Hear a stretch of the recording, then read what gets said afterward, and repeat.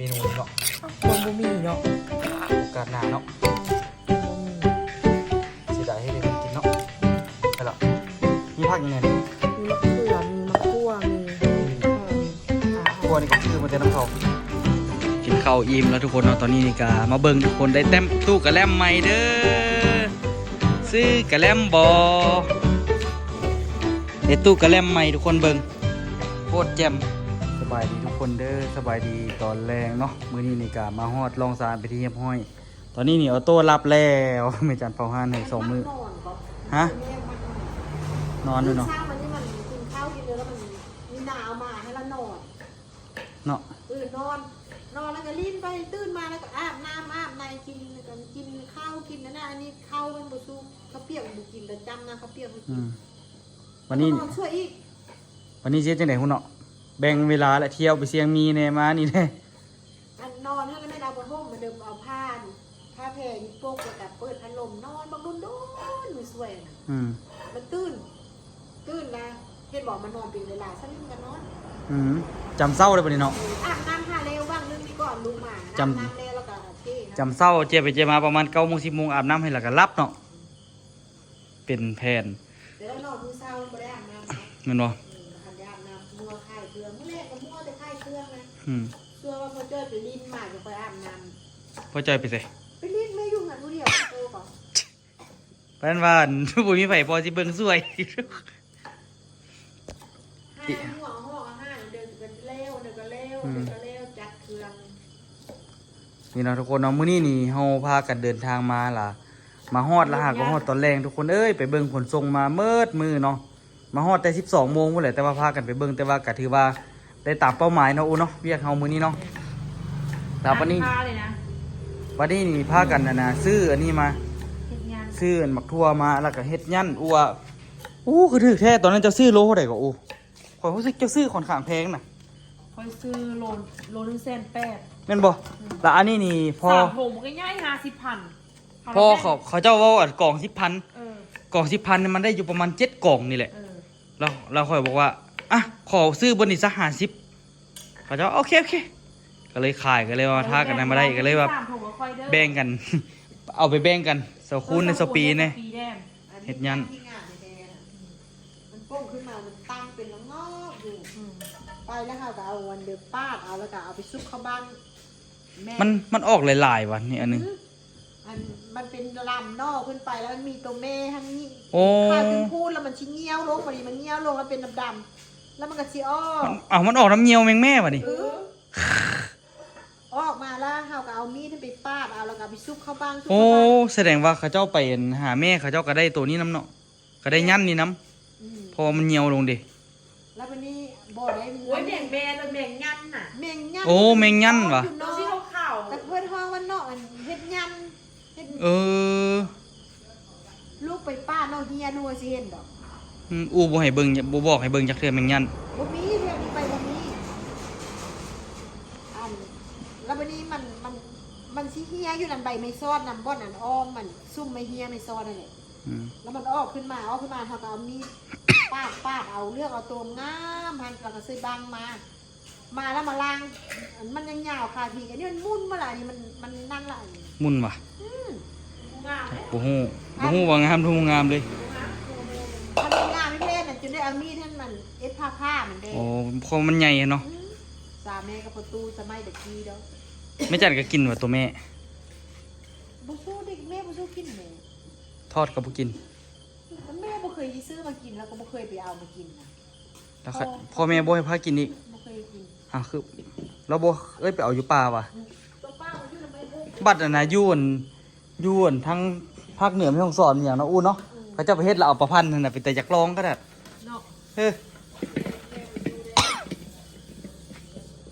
บ่สู้กินแต่ตัวด้วง ป้าโถงมีอย่างเดียวแท้ว่าแท้เพิ่นซื้อเครื่องให้เห็นว่านี่ บ่สู้เครื่องออโต้ หมวกออโต้วะนี่ คือใหญ่แท้ถ้าตอนนั้นพุทธิบอลนี่คือสิจงไว้ประมาณจักกันนะ3-4 ปีบ่แหละเข้าป.1พุทธิบอล6 ปีก็ใส่ได้นี่นะ เกือบตีออโต้ฮอดคานี่แหละ สู้ข้าวตัวอ้อ นั่นใครซื้อให้นี่ แม่พจิตาไปโด โอ้ น ได้รถอีก หุ่นอยู่บนเต็ม ใส่ ได้ฟัง เออ คันทางใน โอ้แม่น กู้ไอ้ตุ้ยเอาคำนึงก็คันที่เรื่องอยู่รถเลยเลย เอาเป็นว่ะ ตายเป็นข้อเมย์ กับแบ่งเพิ่นได้อันเดียวหนึง นี่ ผู้ใดไอ้ตุ้ย เอาไอ้ที่ขับรถในตู้ โอ้ สวยงามบ่ อืม ไปนุ่งไปเที่ยว คิดว่ามันเด็กน้อยอ๋อง ามบ่ งาม ออสเตรเลีย เพื่อนให้แม่เรียบร้อยแล้วเพื่อนก็เลือกเพื่อนนะเอาตัวนี้ค่อยข้อเด้อ คุณมีตาเลยตาเลยนะ โอ้งามเนาะงาม มันเป็นซัก ไว้ไปเที่ยวหน่อยดีนะ ถ้างามขนาดอันนี้กับไปใส่ไปเที่ยวงามได้นี่นะ แม่ว่า โอ้มีแต่ตัวงามๆเลย ทำเวลาลูกกันซักเครื่องลูกขนาดเสื้อแขนสั้นนี่หนาเอาไว้สำหรับเสื้อแขนสั้นเนี่ยเสื้อแขนยาวไว้เสื้อแขนยาวน่ะอันนี้ไปชอบเครื่องลูก มีแต่ตัวงามๆเถอะวะงามในงามว่าไปตัวเท่าไหร่วะเนาะงามโตวัสนาดีเดี๋ยวโตนี่โอ้งามขนาดเสื้อตัวนี้ ในใกล้ หาซื้อบ่ได้ก็นี่ เป็นปองพวงมือต้อยต้อยนี่หาเงินเองกันสิได้เด้อ กูคำเด้ ผู้คำเป็นคนดุมั่นมาสักมือผู้คำดิเดี๋ยวว่าวาสนาอะไรแม่นวาสนาผัวซวย ผัวอู้ผัวสู้ว่าซั่นได้เป็นเบิ่งวาสนานี่เป็นผัวอู้ผัวสู้มือนี่ละแม่นวาสนาดีว่าซั่นมือเรานี่นะเป็นว่าดีผัวอู้ ใกล้ๆมูเบิ้ง แม่ป้อ เป็นปอมูเบิ้ง อัน เบิ้งอย่างนี้เลย ทายหูไปและเบิ่ง บ่เฮา อุตส่าห์ว่าสิไป เฮาเราเบิ่งได้นั่งนำกันแล้วเฮาแล้วเฮ็ดมือเดี๋ยวนี้สิน่ะอันเราเบิ่งเราอู้นี่อันเบิ่งมือนี่เป็นคนดุมั่นเลยว่าสิ ไปแล้วบ่อยากเสื้อบ่อยากถือมันดูมันนี่นะ พวกเคยดุมั่นอยู่ทำไมน้องเขาจะเทียบกันเนาะ ดูมันอยู่แต่ว่านอนหลายโพดซื่อๆหน่อยนึง เอ้าไอ้นี่เด็กกระดุมั่นเด็กไอ้นี่ก็ยังนอนมันยามนอนก็นอนเลยเนาะ มันบ่แม่นยามนอนนั่นล่ะนอนเนี่ยสิบ่แม่นยาม อ้าวเขามีเรียกกันเดี๋ยวแล้วก็นอนกันสิเปลี่ยนเดี๋ยว ข่อยนอน8:00 น 9:00 นก็แม่นคือฮอดยามนอน อ้าวเมื่อคืนนี่ไปนอนพัวโลนหนาวแท้หนาวว่ะ เอายามากินนี่ได้อูยานแม่พระจิตาเอาให้คือว่าดีก็ล่ะ นอนท่านน่ะ ย่าเนี่ย ยาดีไอ ไปเศร้าเฮา มันชิติดไอนะมันแอบคอ กินแม่ยาหั่นเด้กินข้าวแล้วกินยา เพราะออโต้มันนั้นมันขี้มูกมันคือกล้าอยู่ เขาเอายาให้กินมื้อตอนเขาสิไปแล้วดีเลยเนาะ ดีเลยยันเย็นมากเลยจนว่าเดี๋ยวนี้ลิ้นว่า จะไปเอาปลามาได้ใส่ คอยซื้อน้ำเมกเกี้ยเดี๋ยวมื้อนั้นกูผ่านเฮ็ด โอ้ กินเจ้าห่วงให้เจ้าซ้อมเด้อบุกินหัวห่วงมันป้า ต้องต่ำ ไอ้ต้นไล โอ้ เออ ยต่ ขี้ออกกลาง เด็ดขาดเลยกินเลยถือกลางเนี่ยมัดอารมณ์กินขนาดกินแบบพวกนี้นะ เมนมันเนี่ยเว้นแนวเสื้อกลางก่อน ำเพื่อสิเสื้อกลางอีนี่ก็สร้างว่า พยายามบ่ให้มันมี กินราคาคอนี่โอ้ยเศร้าเลยข่อยบ่มากินปลาแบบเผ็ดแบบนี้ข่อยย้อนมีกล้างนี่แหละปักถึกบ่ได้เลยโอ้ยมัดอารมณ์กินเลย เราตะกี้ปีว่า แต่ว่าก็อยากกินโอ้ยเจ้ามักให้ก้างคาคอซะบอกปักคอแรงมัก จะกินข้าวมายุมายาแล้วจ้ากล้าเขากินข้าวไว จริงใจข้าวไปอิ่มเลยล่ะมื้อนี้ บุอิ่มค คน นหลายแนวอยู่ให้ทุกคนเบิ่งน้ำกันเนาะวันนี้นี่ก็ชีวิตก็สิได้เปลี่ยนไปก็แต่ก็สิพยายามเนาะเพราะว่าผลทรงนี่ละแม่นแรกๆนี่บ่ได้หวังว่าสิได้เงินน้ำมันเด้แต่คันว่าประมาณ2 ปี3 ปีนี่สิได้ เสื้อผู้ใดไปเฝ้า เบิ่งวันแรกๆนี่ก็ไปแล้วก็ไปเบิ่งเอาก่อนล่ะก็ประกาศรับคนคันว่ามีคนแบบค่อนข้างเอาดีเฮาก็ใส่กล้องวงจรปิดใส่ Wi-Fi อยู่หั่นห้านนี่คือกันใส่กล้องวงจรปิดใส่ Wi-Fi ป้าจ่ายค่า Wi-Fi นี่ก็เดือนหนึงก็4-5 แสนแล้วเด้เนาะอูเนาะบ่แม่นธรรมดาเด้คันจ่ายค่า Wi-Fi 2 บอนนี่ก็ได้แต่มันก็เป็นสิ่งที่จะต้องมีห้านหั่นก็ต้องมีก็แต่เบิ่งสถานการณ์ก่อน แต่มันก็ต้องมีแหล้วเนาะอูเนาะเพราะว่าเขาใส่กล้องเนาะ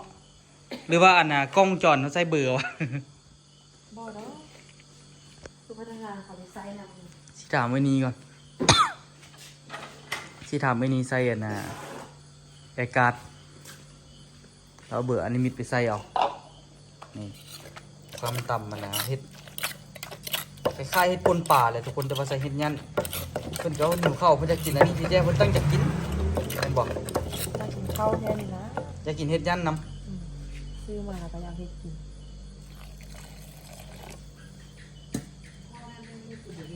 เฮาน่าจะเฮ็ดให้แม่ครับแม่พิจิตากินเลยเนาะแล้วนี่เมนูนี้เนาะ บนบ่มีเนาะ โอกาสหน้าเนาะ มันบ่มี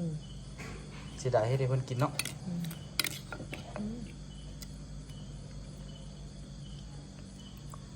มื้อนี้ไปไหมไปนั่งหาอันที่ขนส่งนะไปเห็นเด็กน้อยตายตกน้ำ แท้ก็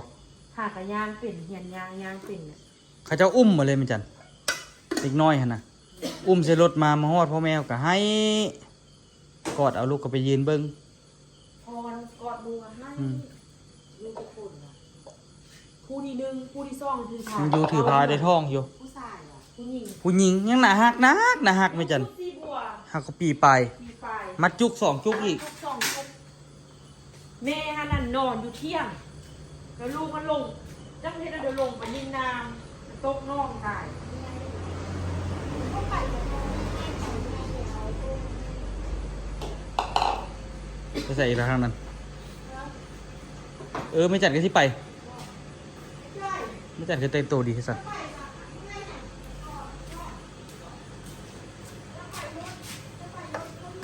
สะดวกเนาะ ลงไหมเขาก็บุกไปแล้วพอจอยวะโอ้ต้องได้ลวกอันนี้วะเบิ่งมันต้องได้ลวกอันนี้ก้อนบ่ลวก คนตายตัวนี้ก็ด้วย ปั่นสาลายเลย อันนี้มันก็ ไอ้หน่าลูกเอาลูกนอนต้องเอาผ้าเนี่ย ก็ลืม มาตั้งลูกเนี่ยเอาผ้าเจ๊เขาเองก็เนี่ยเวลานอนแล้วก็กระทู้กันเดินกันง่าย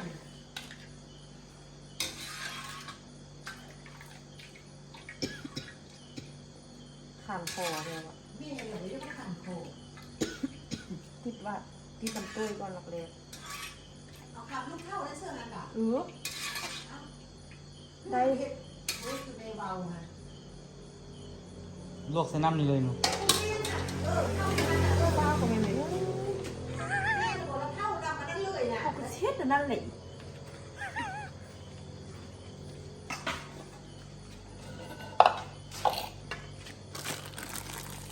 ใส่อย่างไรนี่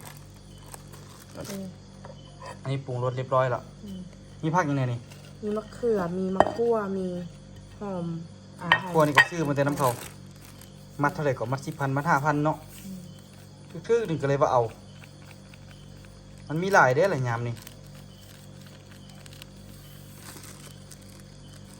อันนี้ก็ใส่นี่เลยว่ะแล้วคนมันบ่นี่ปลาหอมเนาะ มาพี่กันดู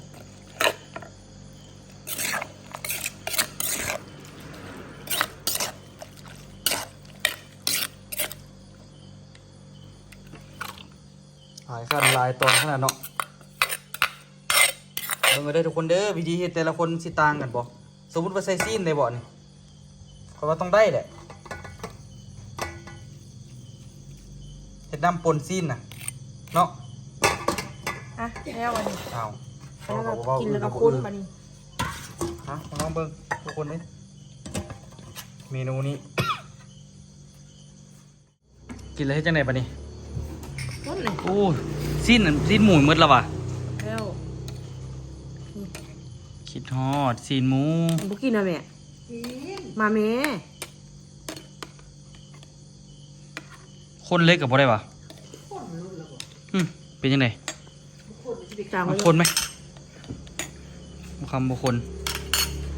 อ่ะวางไม่จัน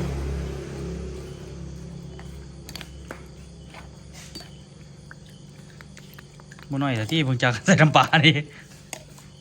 เพราะว่าเฮ็ดยันนี่มันเอาไปลวกน้ำกับน้ำล่ามาทุกคนมันต้องเฮ็ดอันนี้อันเค็มหน่อยนึงแล้วก็จึงมาใส่อันนี้ ถ้ามันว่าจีมันเริ่มมีน้ำมาดิ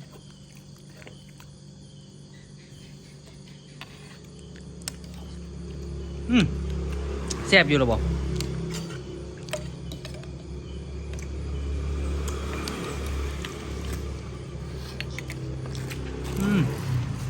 เนาะในเรื่องอยู่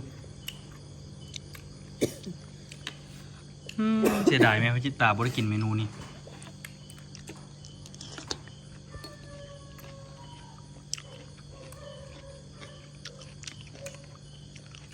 เป็นไงจืดจางพอดีบ่ ครับ กินกับข้าวอีกวะ ก็เหมือนหัวเขาตู้เย็นเนาะมื้อนแห้วก่อน อันนี้วะเหลือที่อูความกิน มักทั่วเขาตู้เย็น อืม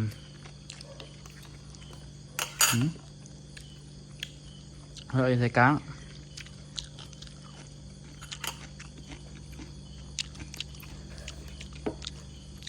น้ำปลาอยู่นิดนึงบ่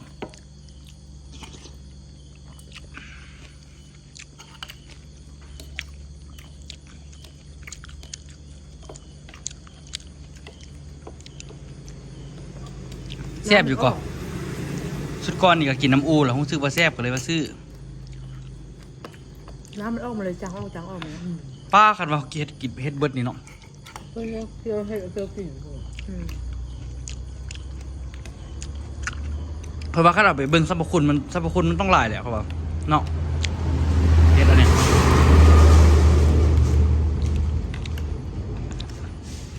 ทุกคน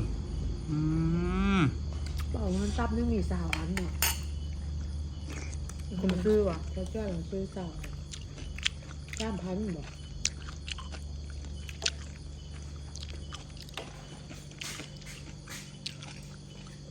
แหน่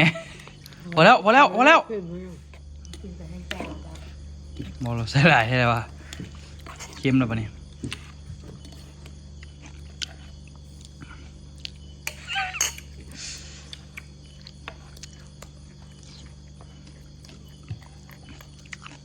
น้ำใส่บ่ปะเนี่ย กินแล้ว กับข้าวพอดีเนาะ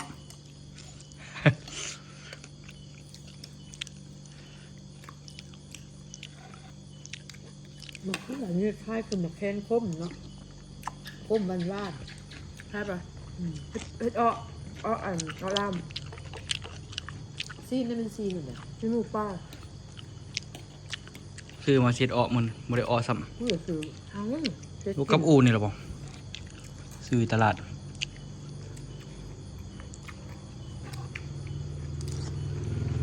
กินข้าวอิ่มแล้วทุกคนเนาะตอนนี้นี่กามาเบิ่งทุกคนได้เต็มตู้กระแลมใหม่เด้อ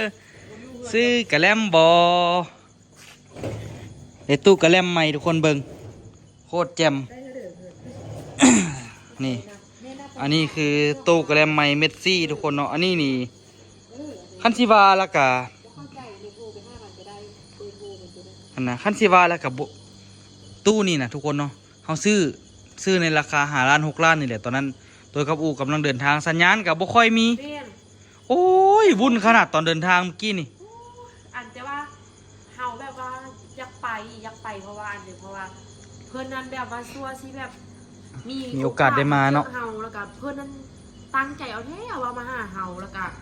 เสียเงินเสียคำค่าปีโยนบักไปหลายล้านเลยรับเป็น60-70 ล้านมาหาเฮาแล้วเฮาที่โบไปลิ้นน้ำเพื่อนโบไปเดินน้ำเพื่อนกับมันก็คือโบคักขนาดทุกคนแล้วอีกอย่างเฮาก็อยากไป เฮาก็อยากพาเพิ่นไป เขาก็ แน่ อยากไปลิ้นน้ำเพื่อนได้สินะ แม่นบ่แม่นว่านั้นเฮากับบ่มีซัวสิได้มีโอกาสได้เจอเพิ่นโอ้เป็นปี2 ปีซัวสิมีโอกาส แม่เพิ่น เอา ก็ ก็เลยว่า 2 ปีเพิ่นสิมาอีก กว่าโอกาสนี้เนาะ พาเจอเพิ่นคือกัน เพิ่นก็ สำหรับเนาะสำหรับผู้ใดที่แบบว่าเดินแม่นี่เพิ่นคอมเมนต์น้องอูตลอดน้องอูก็มากเพิ่นคอมเมนต์ตลอดเดี๋ยวใช้เบิ่ง ดีหรือบ่ดี ดี เออ เพิ่นคอมเมนต์ว่าแบบ ใน Facebook หรือ Facebook เพิ่นคอมเมนต์ว่าโอ้คนลาวอยู่อเมริกาก็อยากอาหารบ้านๆแบบนี้แล้วลูกอูคำอยากไปยามเด้เพิ่นว่าแล้วแบบเพิ่นอยากมาหาอู่น่ะ แม่หยัง มาได้เด้อแม่เด้อแต่ซื้อเพิ่นอ่านว่าอีหยังคะกะเล่นวะคาเล่น เบิ่งข้อยสิอ่านให้ สยวงศ์ขออนุญาตเด้อขออนุญาต เคเล่นสยวงศ์ตายแล้วกันเล่น ขอโทษเอาบ้านเอามันตุกจอดเคเล่น อาจจะก็เล่นบ่เคเล่นก็แค่เล่นหรือว่าค่าเล่น เนาะ เออ 2 อันนี้เนาะ น่าจะเป็นคาริน อยากมาเฮ็ดกิจกรรมแบบเนี้ยก็มาได้ทุกคนป้าเนาะเห็นธุรกิจรถตู้สิล่ะอันนั้นก็ไปธุรกิจรถตู้อะเนาะ อย่าสู้มาเว้าใกล้ ได้ไปตลอดบ่มีให้เว เอ ลา อ เดินซ้ำ บ่มีเวลาเลย เฮ็ดเพิ่นเฮ็ดเดี๋ยวได้จะแม่นอยู่ต้องมันมีเวลาซ้ำ แม่น กับรถตู้หั่นก็ เฮาเฮ็ดตอนนี้หลายแนวนี่โอ้ยอย่าสู้เฮ็ดเถาะมันไก่ลูกไก่เมียไก่ครอบครัวไก่ห้านไก่ไปเบิดเพราะว่าบ่ได้อยู่บนเก่าเลยก็โอ้ แค่คือไปใส่กับไป แบบนี้นี่เป็นชีวิตแบบ มันสิว่า คันสิว่ารถตู้นี่ก็ปานเฮือนพุ่นเด้ อืม โอ้ยโคตรยุ่งเฮ็ดรถอันนี้นี่นะแต่ถามว่ามีดีบ่ก็คันว่าเฮาเป็นคันสิเฮ็ดเองอะนะต้องเป็นหัวหน้าบริษัททัวร์ เนาะ มันจังสิโอเคคันว่าแบบว่าให้เฮาไปขับรถพาไปนี่โอ้บ่ได้ยุ่งเบิ่งกระแลมทุกคนเขาจะมาลงให้ก็คือ มีกระแลมอันนี้ในราคา5ล้าน6ล้านล่ะตู้แช่อันนี้น่ะทุกคนตู้แช่อันนี้เพิ่นก็ให้มาเลย แต่ว่า แปดหมดเลย บ่แม่นว่าให้มาล่ะของเฮาเลยได้ 800,000 ฮะ ค่าลินซี่ 5.830,000 เข้าไล่แต่ค่าอัน แต่แล้ ค่ากระแลม ส่วนอัน ค่าตู้นี่บ่ได้ไล่เลย ไล่ ค่าตู้บ่ได้ไล่มื้อเดิมเฮาค่ายแล้วเขามาเก็บคืน แม่นมื้อใดเฮาบ่ขายแล้วเพิ่นก็เอาไปเก็บคืนมาเก็บคืน ค่ายคือกุ้งเตอร์ Wi-Fi เนาะ แต่แลมท่านถ้าตัวใดบ่ได้ค่ายเข้าก็บอก แต่ว่าข้อผูกมัดก็คือ ห้ามเอากระแลมอื่นมาไว้หรือเอาสิ่งของอันอื่นมาใส่แล้วก็ให้มีแต่กระแลมเพิ่นแล้วก็ต้องเอากระแลมแต่น้ำเพิ่นผู้เดียว แม่ เฉพาะนี้แต่เฮาก็ได้กระแลมมาขายทุกคนเนาะนี่ได้กระแลมมาขายบอกไอ้ลายๆเฮาก็ค่อยๆขายนี่แหละ อันนี้หากว่า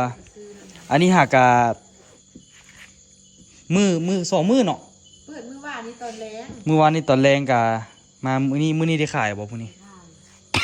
สิปลายอัน ได้ค่าย แต่หุ้นดีกว่าอู้ยเดี๋ยวนี้ ไม่จันจ้อยลงบ่เดี๋ยวนี้ แม่ผู้ซื้อว่าแม่เบาโตแม่ก็จ้อยนั่นแหละเพราะว่ากินข้าวบ่เต็มแล้วแบบกำลังจะกินข้าวแล้วมันออโต้ก็ให้เลยบ่ค่ายเครื่องเลยแล้วมันก็ยาก พากันกินยาไหมเอายามากินไหม บ่ยากข้าวอะ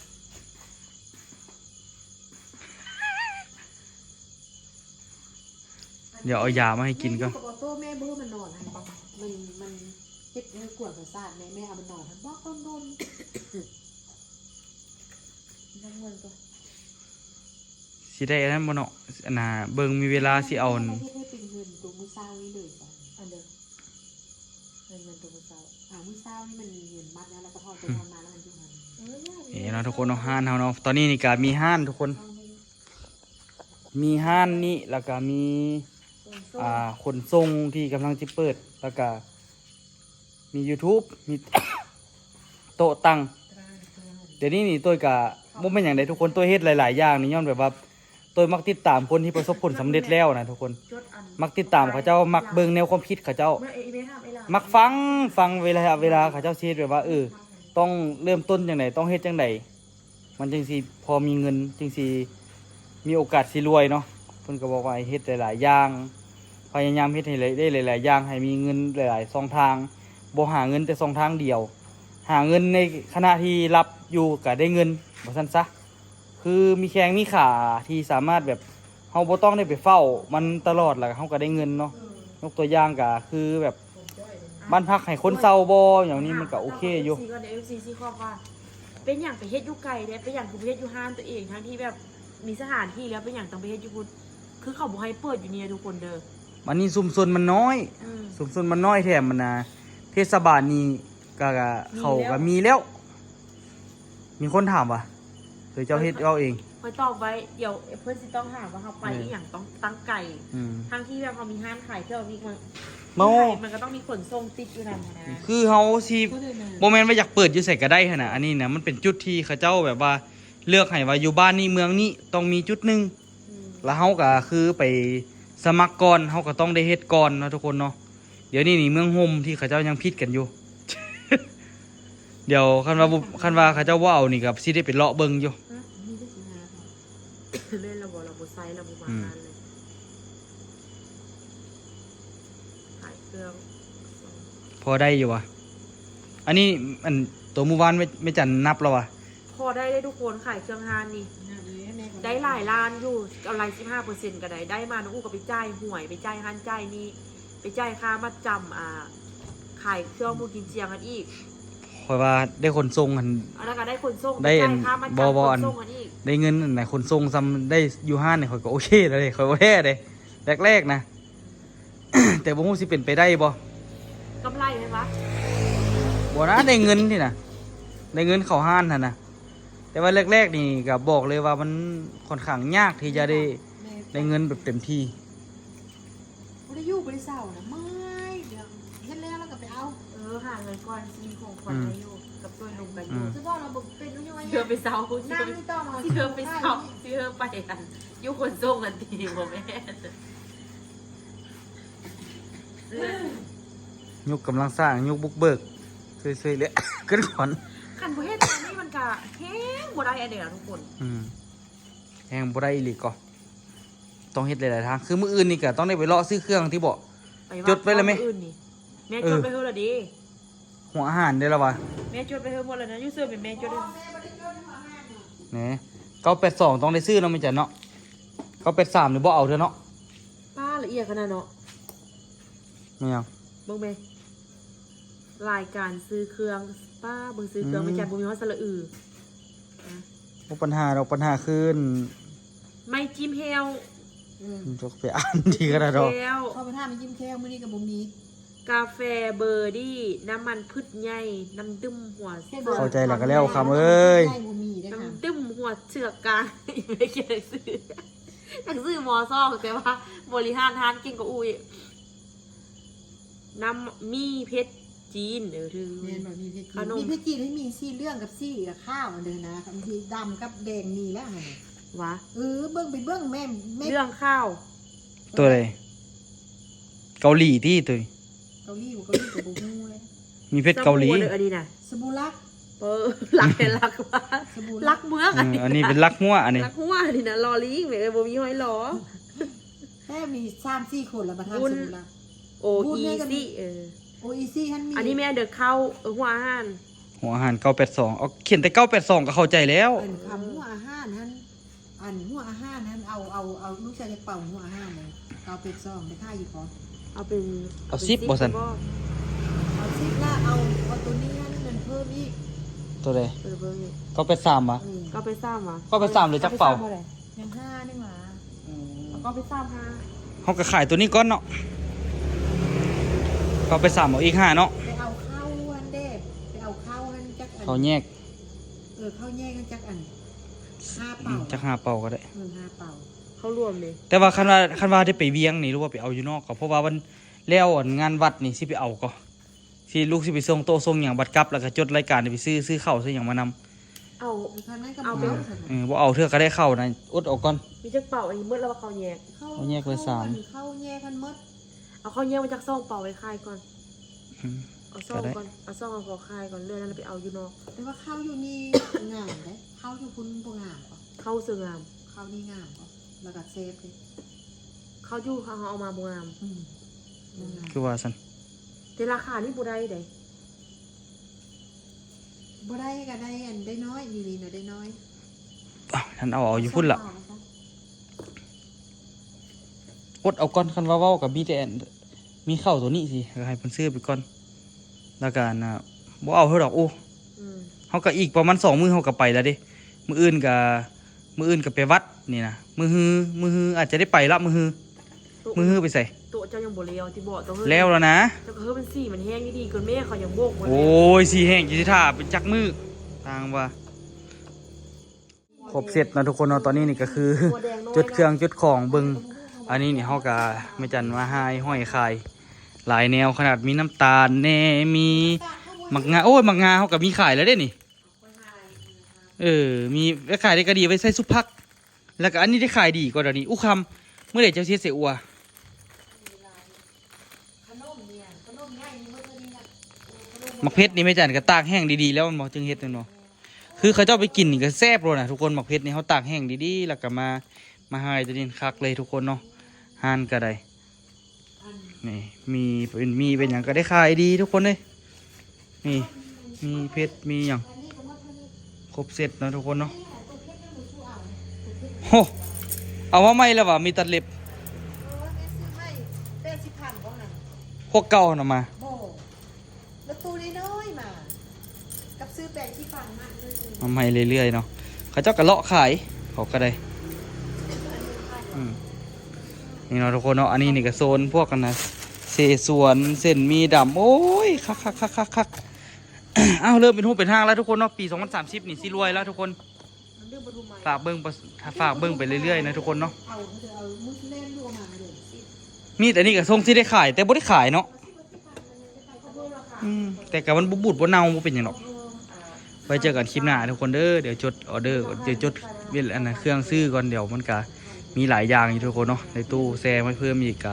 โอเคอยู่เนาะทุกคนเนาะใครที่มาคลิปนี้ก็อย่าลืมฝากกดไลค์กดติดตามช่องตัวย้อย2รอบพะเลาะด้วยเนาะเพื่อเป็นกำลังใจให้ตัวคลิปต่อไปทุกคนมาเบิ่งบรรยากาศอยู่หน้าห้างทุกคนมืดกึ๊บเห็นบ่ปิดห้านเวลาสองปองจบทุกคนเนาะอันนี้ก็คือสิ่งที่ประสบผลสำเร็จอีกอย่างหนึ่งของตัวย้อยเนาะ